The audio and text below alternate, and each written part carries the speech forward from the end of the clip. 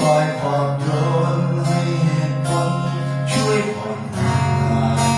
ช่วยเธอตัดสินใจ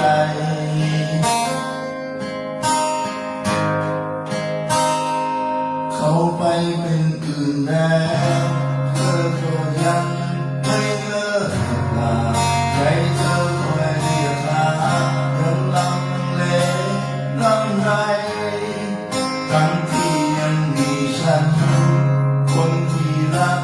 เธอมากเธอกับมองข้ามไป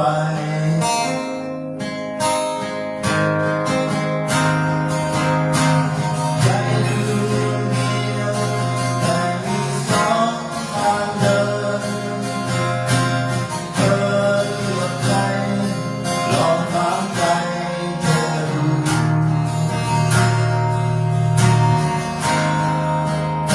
ว่าเธอจะเลือกคนที่เธอรักหรือว่าเธอจะเลือกคนที่เขายังรักเธอเสมอฉันเองอาจจะร้องไห้ทั้งควรเพราะเสียเธอแต่อีกคนเขาคงไม่แคร์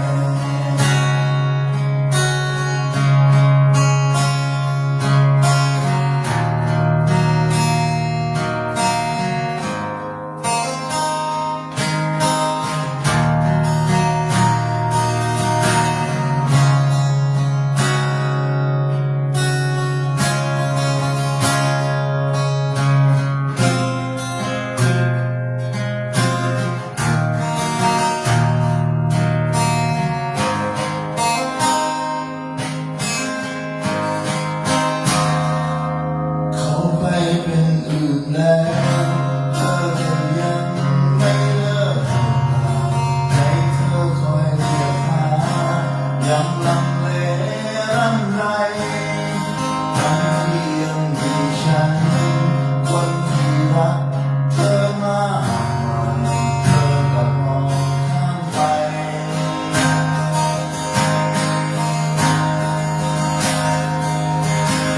ใจลืมเดียวแต่มีสองทางเดินเธอเลือกใครลองถามใจ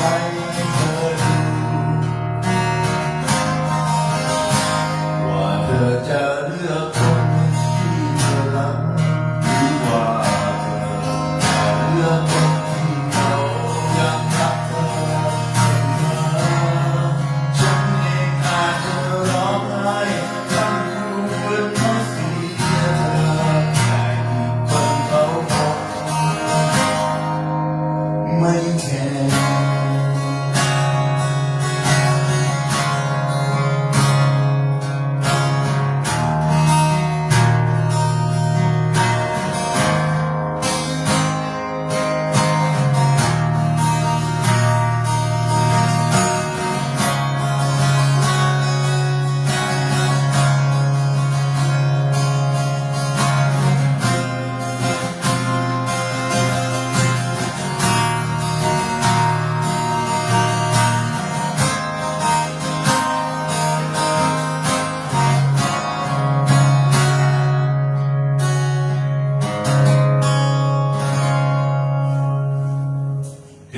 ทดสอบ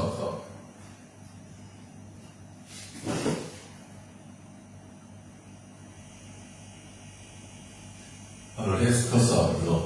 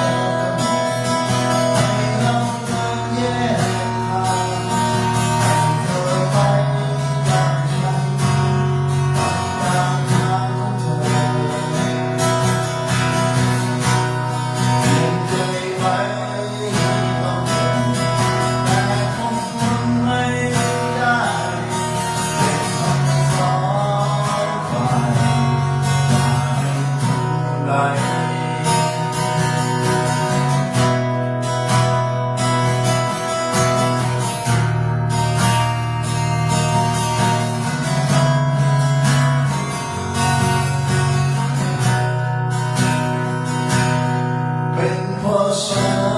นที่ต้องทำให้เสียใจแต่ยังคง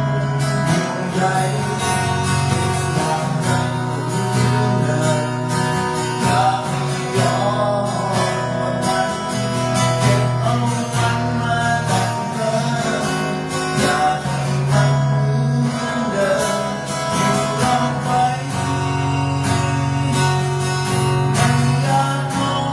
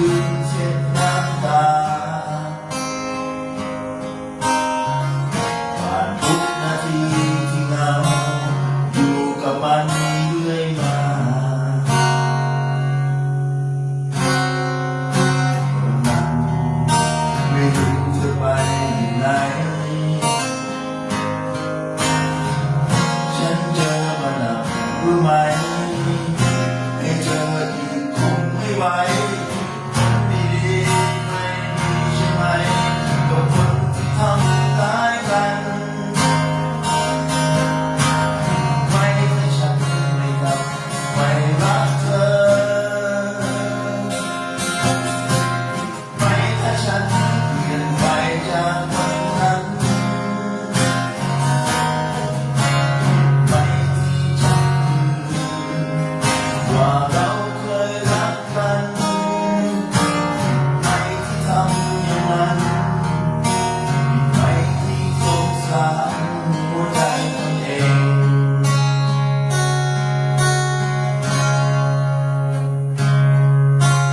ถามว่ายังโกรธไหมไม่โกรธและสิ่งที่เธอก็ยัง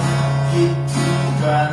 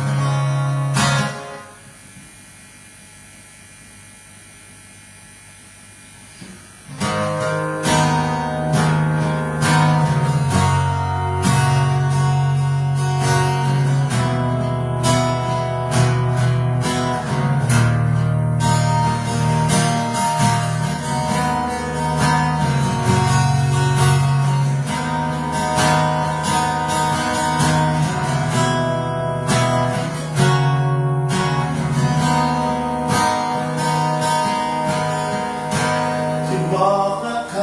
ก็อายฟ้าดินความหวังเอาสิ้นความรักมืดมนเกิดมาร่างกายเท่านั้นเป็นคนแต่หัวใจอีกคนโดนรักขยี้แตกตาจะเอ่ยรักใครให้เอื้อมราเมื่อแรงค่าจนนี้ต้องการตราบจนสิ้นคนวันรักคือนานต้องทุกข์ทรมานร้าวรานคือดีชีวิตต้องสิ้นความหมายวิงวอนว่าฟ้าดินก็ไม่อาจเจ็บปวดรวดราวเอาชีวิตรวมคดีมีแต่ชอกช้ำเรื่อยมาไม่อยากรักใครให้อายฟ้าดินกลัวเขาจะสิ้นความรักเมตตาสู้คืนเก็บความชอกช้ำราไม่รักใครดีกว่าเดียวเท่าจะอายฟ้าดิน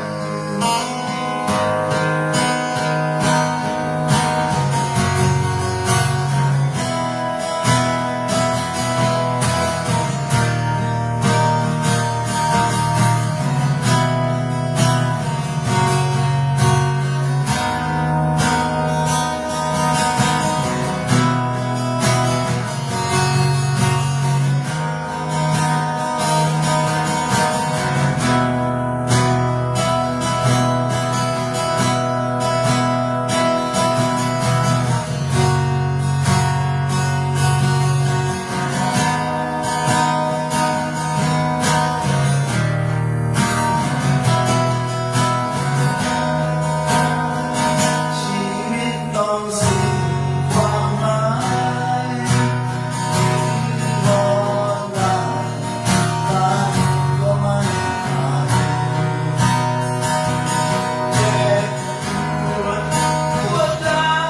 วชีวิตรวมคดีมีแต่ชอกช้ำเรื่อยมาไม่อยากรักใครให้อายฟ้าดินกลัวเขาจะสิ้นความรักเมตตา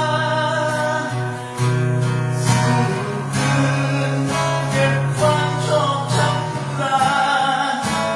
ไม่รักใครดีกว่าเดียวเท่าจะอาย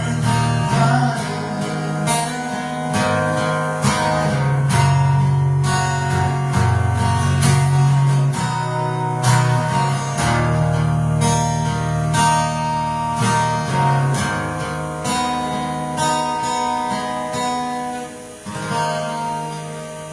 อายฟ้าดินนะครับของ Power Band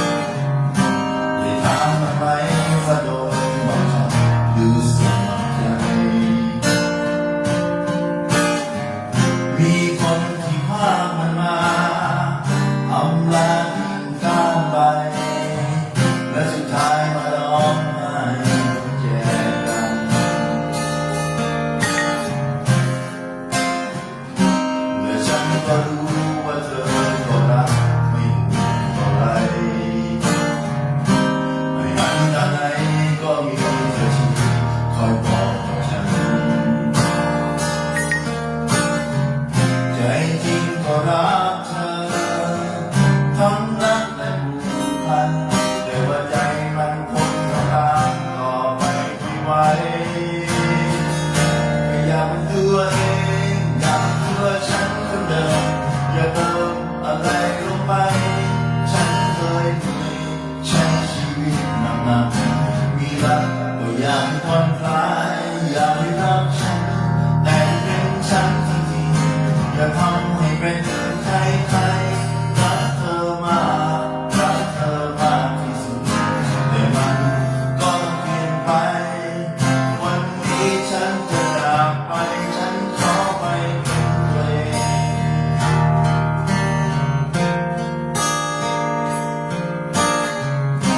อย่าคิดว่าฉันไม่แคร์ไม่รักไม่มีใจใครแค่ขอไปใช้ไปมองชีวิตในแบบของมันวันหนึ่งหากพบตัวเองหวังเวงหมดหนทางแต่วันนั้นดอกไม้จะกลับมาหาแต่กันใจจริงก็รักเธอทั้งรักและผูกพันแต่ว่าใจมันคนทำตามต่อไปไม่ไหวแค่อยากเป็นตัวเองอยากตัวฉันคนเดิมจะเติมอะไรลงไปฉันเคยเหนื่อยใช้ชีวิตหนักๆมีรักก็อยากให้ผ่อนคลายอยากให้รักฉันแต่เป็นฉันจริงๆอย่าทำให้เป็นใครรักเธอมากรักเธอมากที่สุดแต่มันก็ต้องเปลี่ยนไปวันนี้ฉันอยากไปฉันขอไปเป็นตัวเองอยากเป็นตัวเองอยากเป็นตัวฉันคนเดิมอยากเติมอะไรลงไปฉันเคยเหนื่อยใช้ชีวิตหนักๆที่รักก็อยากให้ทำร้ายอยากให้รักฉันแต่เป็นฉันจริงๆอย่าทำให้เป็นใครรักเธอมากรักเธอมากที่สุดแต่มันก็เปลี่ยนไปวันนี้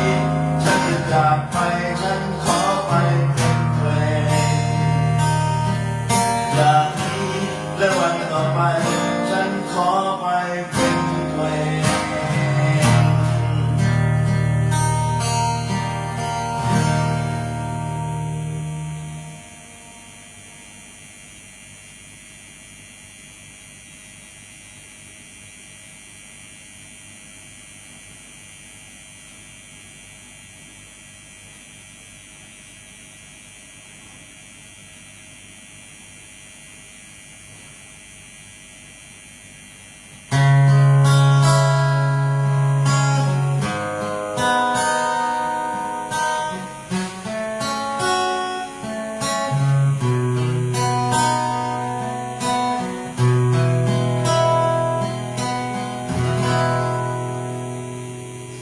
สิ่งที่ฉันไม่รู้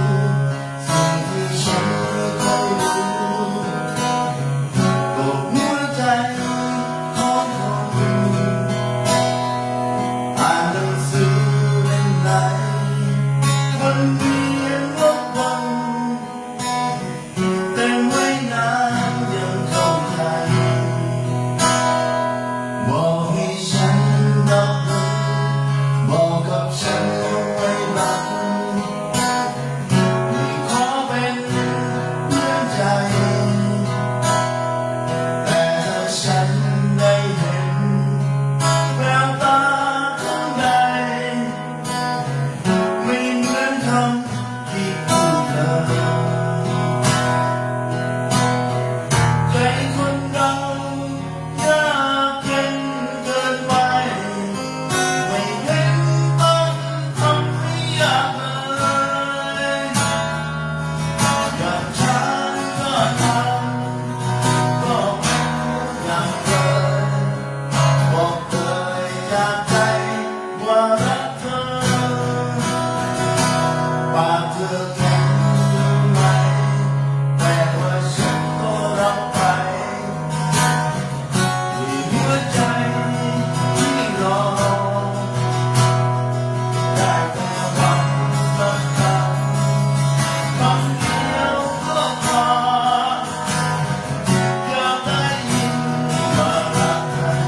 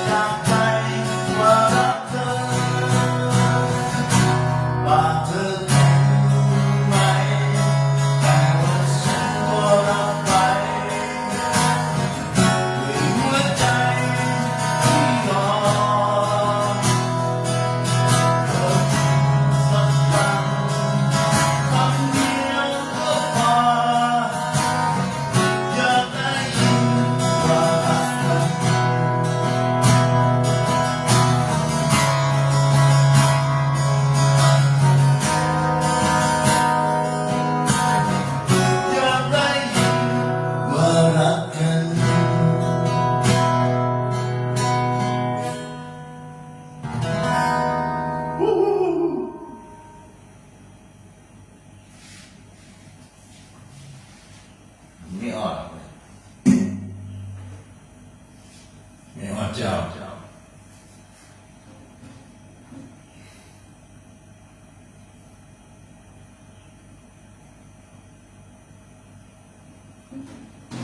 สิ่งที่ฉันไม่รู้